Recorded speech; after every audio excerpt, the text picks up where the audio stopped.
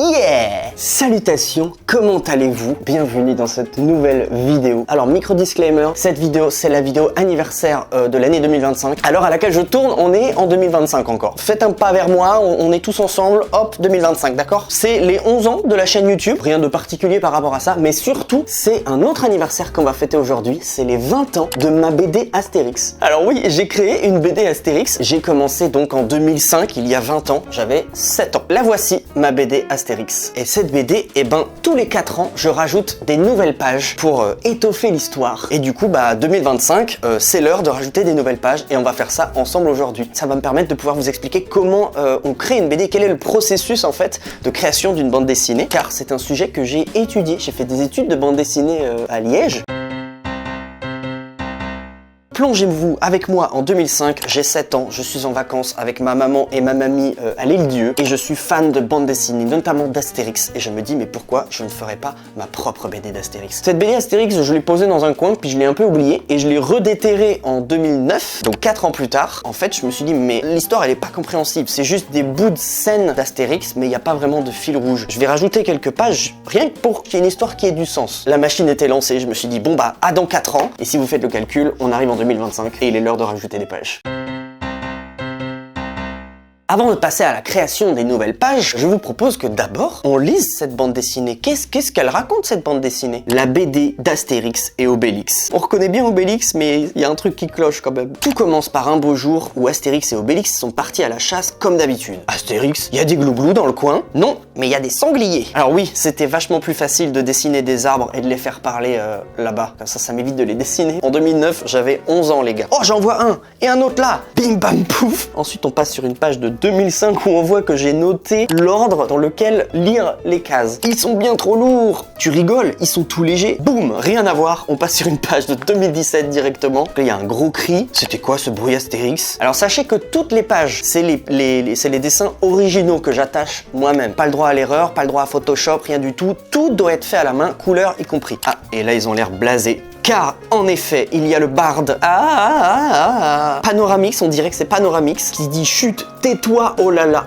une orthographe de texto. Ensuite, j'avais rajouté en 2009 un autre Gaulois qui dit ah, des Romains. Page de 2013, on passe chez les Romains. Chers légionnaires, nous tentons pour la 857e fois de vaincre ce village rempli d'intrépides Gaulois, le dernier non soumis par la domination de notre empereur bien-aimé, Jules César. Une équipe réduite passera par derrière pour capturer leur chef, qui est volontaire. T'as tous les Romains qui se regardent en mode wouf, bouf. Ils me ramèneront aussi la nièce du chef. Et là, tout le monde est super chaud. Ah Falbala, on a tous fantasmé sur Falbala. Hein. Dernière page de 2021. Oyez Gaulois! Et là, on repasse sur 2013. Les Romains arrivent, ça tombe bien, je viens de terminer la potion magique. On voit qu'en 2013, j'étais vraiment sur de la copie du dessin original, quoi. Potion, quand est-ce qu'on mange? Pas maintenant, Obélix.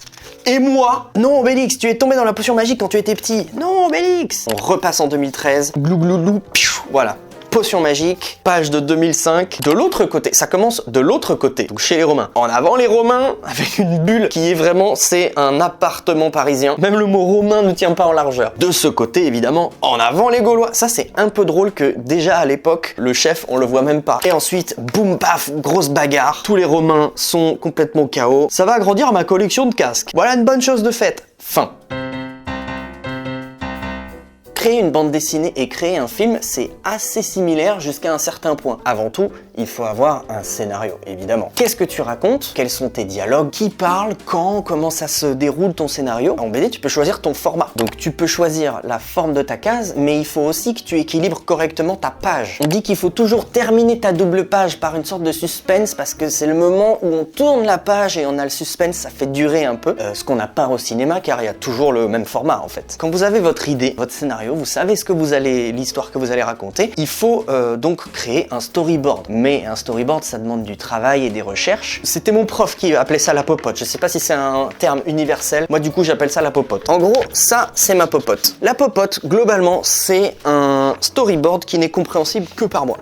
Ça, c'est mes doubles pages pour voir comment ça donne. Moi, c'est comme ça que j'aime travailler. Je fais mes cases en tout petit pour avoir que les traits les plus principaux. On voit très vite si ça fonctionne ou pas. Honnêtement, celui-là, il est quand même assez propre comme popote. Mais tu ne peux pas présenter une BD avec ta popote. L'éditeur, il va te demander de lui donner un storyboard, un découpage, on appelle ça en BD.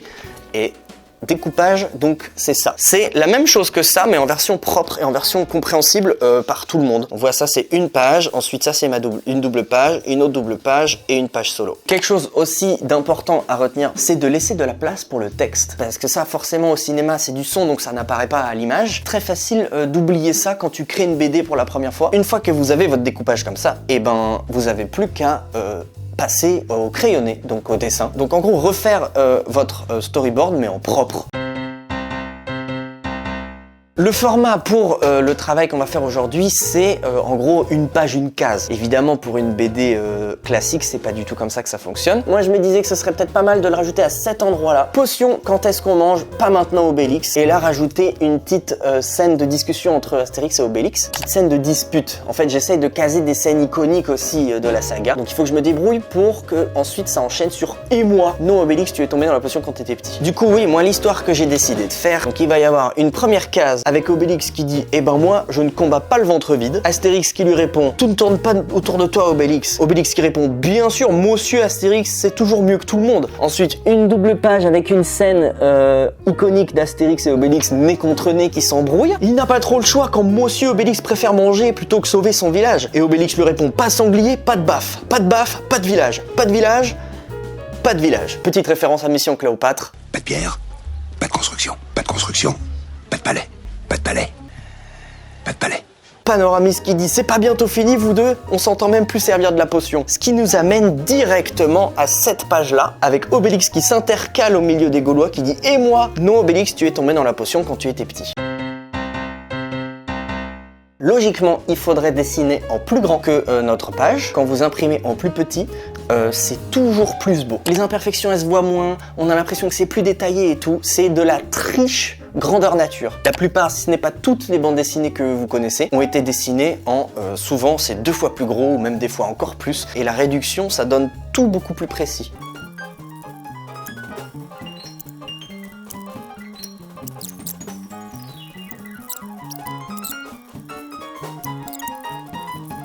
Là, on a notre premier dessin de Obélix qui dit « Eh ben, moi, je ne combats pas le ventre vide ». Donc ensuite, il faut Astérix qui lui répond « Tout ne tourne pas autour de toi » avec les mains comme ça, mais je vais le faire un petit peu en plongée pour que ce soit vu du point de vue d'Obélix. Et il regarde la caméra, donc nos yeux sont les yeux d'Obélix.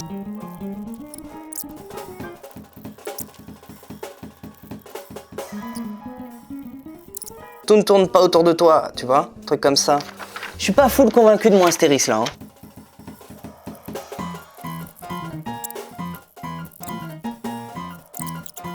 Recoucou, il fait bien nuit maintenant. J'ai terminé le crayonné de notre BD d'Astérix. J'en suis assez content, mais j'ai quand même pas mal galéré sur certains personnages. Donc voilà ce que ça donne le crayonné. Notre première page, ensuite ça va être une double page. Ça, c'est une autre double page et ça, c'est la dernière case. Comme vous pouvez voir, il y a quand même très peu de ratures sur le dessin. C'est parce qu'en fait, je les ai travaillés sur d'autres feuilles à la taille que je veux. Ensuite, j'ai juste à les scanner et à les décaler à la taille qui me correspond sur ma case à moi. Vous voyez par exemple là il y en a 2 différents. Lui au début je l'avais imaginé comme ça avec les bras comme ça, puis finalement il est mieux en gardant les bras croisés. Le Astérix il est là mais je l'ai refait ici, ce qui donne du coup mon crayonné à la fin sur la feuille Bristol. Moi j'aime bien travailler avec ça. En gros c'est un papier un peu cartonné mais très lisse. Je trouve que le stylo que j'utilise à encre il glisse bien dessus, c'est pratique. Vous voyez là sur les côtés j'ai fait des petits points tous les demi-centimètres et j'ai fait la même chose de l'autre côté. Du coup je peux tirer des lignes parallèles pour pouvoir bien écrire mon texte bien droit. J'essaye de faire des belles lettres. Du coup maintenant logiquement il faut passer à l'ancrage. Je vous avoue j'ai un peu hâte de voir ce que ça va donner du coup parce que là ça y est je me suis hype.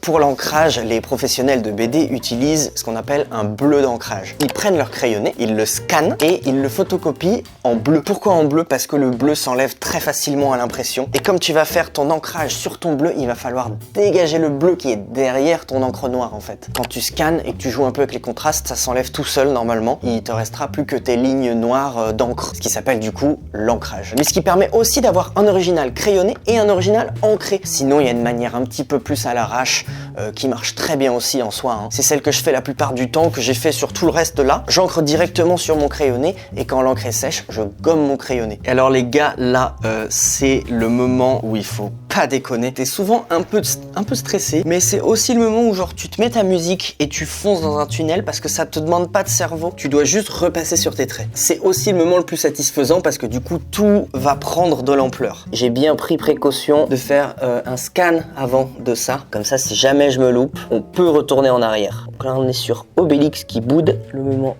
très important. Les yeux. Vous avez beau faire un dessin de ouf, si vous loupez les yeux, c'est mort. Si vous avez un gars super stylé qui louche, ça le fait pas du tout. Quand même, on voit la différence entre juste du crayonné et un ancrage. On peut faire le bide. Je vous rappelle que Obélix n'est pas gros, il est un peu enveloppé.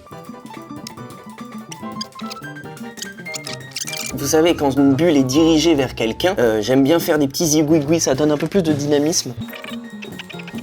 À ne pas faire également comme erreur quand vous faites une bulle, c'est de tout entourer et vous rendre compte que, ah bah mince, il fallait laisser un trou pour le petit fil qui se dirige vers la personne. Anticipez ça aussi. Quand on veut faire une BD aussi, on a tendance à vouloir tout remplir absolument partout, y compris le texte. N'hésitez pas à faire prendre son temps. Alors je sais pas si c'est un bon exemple là, parce que j'ai vraiment que 6 cases et il y a pas mal de texte, mais de manière générale, n'hésitez pas à faire des cases muettes, des cases contemplatives. Alors les gars, est-ce qu'on en parle de la série de Alain Chabat là? Il y a beaucoup de mouches, hein, quand même. Ah non, mais ça, je te les compte pas. Qu'est-ce qu'il nous a fait encore comme chef-d'œuvre, ce gars-là? Ils ont vraiment le sens du spectacle, ça. Ah ça, c'est les armoricains, hein. On va faire une deuxième aile pour Astérix. Hop, il faut pas trembler, hein. Et là, du coup, on a notre deuxième case avec Astérix. On a la troisième, je l'adore celui-là, je le trouve super. Lui là, il a une bonne bouille. 2-3 petits traits de mouvement. Ça dit quoi? On n'est pas trop mal là, en vrai on est en bonne voie. Le nez d'Astérix, le nez d'Obélix. Alors les ailes dans Astérix, c'est très important, les ailes sur son casque. Elles sont vivantes en fait, elles bougent en fonction de ses émotions et ça lui amplifie toutes ses émotions en fait. Hyper intéressant, dynamiquement parlant. Les nattes que j'ai faites à Obélix en bas là, il est énervé donc elles se raidissent. Ça donne vraiment de la vie et du dynamisme et de l'intention.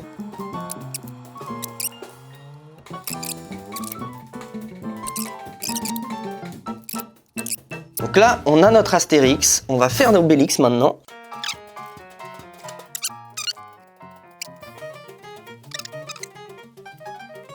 Je suis content, je me suis pas loupé. Là, ils sont beaux là, les deux là. Maintenant, Panoramix.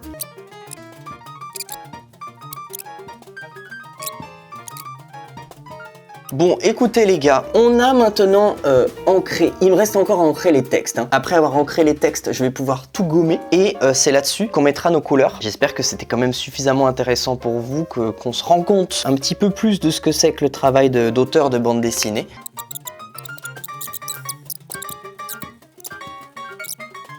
Bon ça va, je me démerde pas trop mal, j'arrive à m'appliquer un peu. C'est là, moi c'est le truc où j'ai le plus peur. Parce que c'est le truc que je maîtrise le moins, la typographie. Voilà donc notre ancrage. Je suis assez content, j'avoue. Alors là les gars, c'est le moment où ça fait bosser les biceps. Parce qu'il faut tout gommer. Ça me fait suer.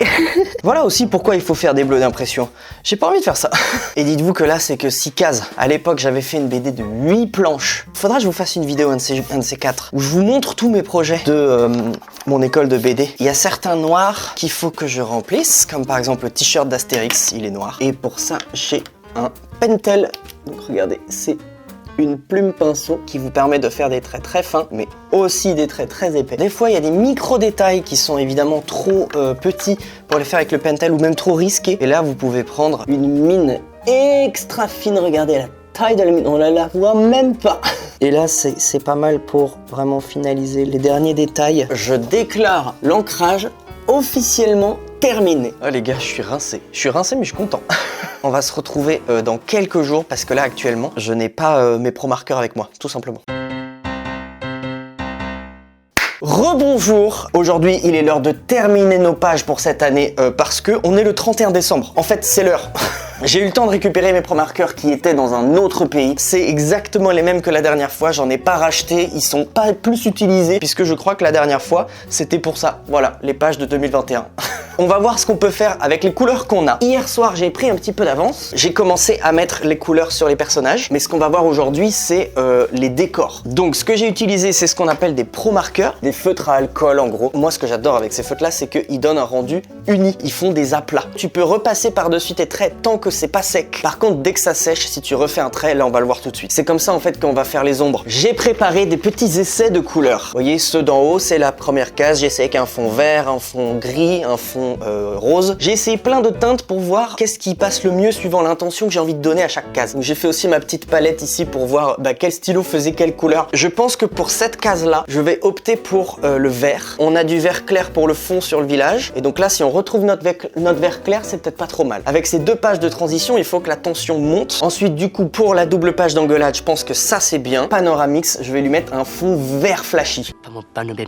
Ça rappelle, en tout cas moi, dans mon esprit à moi, ça rappelle un peu la potion magique, etc. Peut-être aussi que le potage de ma grand-mère était vert. Hein. Je vais me mettre là-bas parce que je commence déjà à ne plus avoir de sang dans mes jambes. N'oubliez surtout pas de mettre une feuille dessous parce que regardez bien, oui, ça déteint. Bon les gars, pour la prochaine fois, je vous promets, je vais vraiment racheter des stylos parce que là, ils sont tous en fin de vie. Faut dire qu'ils ont tous 6 ans, 7 ans, combien ils ont? Je sais même pas. Ils ont de la bouteille. Ils en ont bu les pages. Je vais galérer les gars. J'avais pas capté que celui-là il était aussi mort. Ah ouais, il est mort mon stylo, merde. Vous voyez, les prods que je fais pour les chasses aux trémors, eh ben c'est mieux. Voici notre première page. On va laisser ça sur le côté tranquillement le temps que ça sèche. Ensuite, on a dit que Astérix il avait une sorte de fond rose derrière et Obélix il avait du jaune.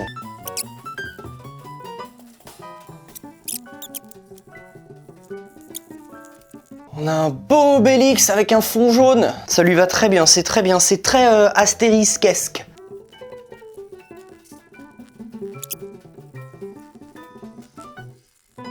Aussi une chose, donc vous voyez, je suis en train de faire Astérix avec le fond violet. Si ça sèche et que vous reprenez, on verra la jonction. Si vous voulez vous arrêter, arrêtez-vous dans des endroits stratégiques. Par exemple, entre le bord de la case et le bord de la bulle, il y a très peu d'espace. Si la jonction qui doit se voir est là, elle se verra quasiment pas. Quand vous dessinez les gars, n'hésitez vraiment pas à faire pivoter votre page dans tous les sens possibles pour vous mettre dans le meilleur angle, dans le but encore une fois d'avoir le meilleur rendu possible. Notre deuxième page, Astérix avec un fond rose et Obélix avec un bon gros fond jaune. Donc on voit que la tension commence à monter. On va faire Panoramix avec son fond vert et on va terminer par celui-là.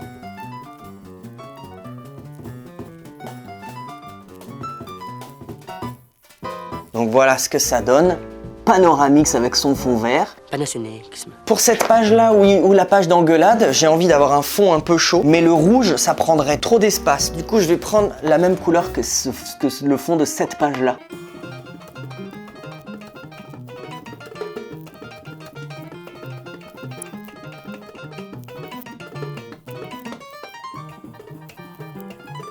Dis donc, on voit plus grand chose là. Hein. Ah, il est 16h. On en est là. C'est cette période-là de l'année. Hein. Boum, comme ça. Ce sera plus clair que ça. Hein. En séchant, ça va devenir plus clair. Du coup, on se retrouve quand la couleur sera terminée pour faire l'assemblage ensemble.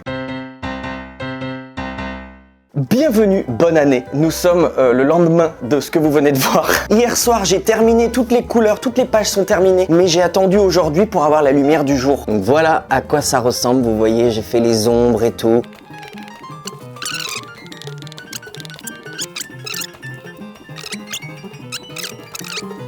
Boum, boum. Ah, déjà, tu peux tourner une page, ça fait déjà plaisir. Il faut que sur cette page-là, il y ait un bout de scotch comme ça, pour que je puisse, pour qu'il puisse dépasser et que je puisse le coller sur le reste. Tu comprends ce que je veux dire? Oui, on est le 1er janvier, je sais, mais tout a été fait en 2025, donc ça compte. Donc là, on a notre bout de scotch. Donc lui, il faut que je le colle parfaitement là-dessus. Voilà. Toc. Et avant de coller la dernière page, pareil, il faut qu'il y ait un autre bout de scotch que je puisse coller comme ça. Une fois que ce sera collé, je pourrai ajuster avec l'autre bout de scotch sans avoir peur qu'il se colle à celui-là. Si les deux se collent ensemble, c'est fini. Le reste est collé, je ne peux pas l'enlever. Oh, je me suis pas trop mal démerdé. Putain, c'est un moment charnière. Hein. Donc, il nous faut un autre bout de scotch.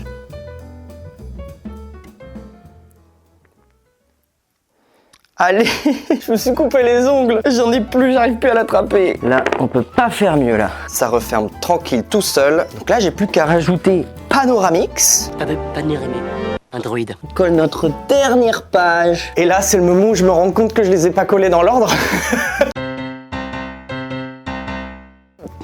Ça y est les gars, on a fait notre BD d'Astérix de l'année. Oyez Gaulois, les Romains arrivent, ça tombe bien, je viens de terminer la potion magique. On tourne la page. Potion, t'as tous les Gaulois qui font la ligne. Quand est-ce qu'on mange? Pas maintenant Obélix. Eh ben moi je ne combats pas le ventre vide. Tout ne tourne pas autour de toi Obélix. Oui bien sûr, Monsieur Astérix c'est toujours tout mieux que tout le monde. On tourne la page. Il n'a pas le choix quand Monsieur Obélix préfère manger que sauver son village. Pas de sanglier, pas de baffe, pas de baffe, pas de village, pas de village. Pas de village. Et ensuite, c'est pas bientôt fini vous deux? On s'entend même plus servir de la potion ici. Et là Obélix, et moi? Non Obélix, tu es tombé dans la potion quand tu étais petit. Ah ça me fait trop plaisir. Les gars, c'est une BD qui a 20 ans. Du coup, il y a la 4ème de couve, je sais pas si vous voyez d'ici. Vendredi 28 octobre 2005, donc c'est le jour où je l'ai commencé. Et depuis, je rajoute à chaque fois les dates de quand je rajoute des choses. Et je rajoute aussi un petit élément dans le décor. Là, j'ai rajouté la petite lance. Scénario qui, je ne sais pas encore quelle sera la suite de l'histoire. On verra bien ça dans 4 ans. Merci beaucoup d'avoir suivi cette vidéo. Faites-moi des retours parce que là, pour le coup, c'est un projet que j'avais pas prévu en vidéo à la base. Car au moment où je l'ai fait, YouTube n'existait pas. Là, c'est une vidéo qui vraiment, c'est un accomplissement. J'espère que je vous ai un petit peu plus éclairé sur les dessous du milieu de la bande dessinée. Comment ça se construit, quels sont les enjeux, quels sont les codes, etc. Joyeux anniversaire à cette BD qui fête ses 20 ans. Aussi, joyeux anniversaire à la chaîne YouTube qui fête ses 11 ans. En 2026, ça va être les 12 ans, mais ça, c'est la vidéo qui compte pour 2025. On est toujours là. De toute façon, on est la team dinosaure maintenant. Gros bisous. Merci beaucoup. Salutations. When I'm away, I miss you and I enjoy it. When I am here, I wish I could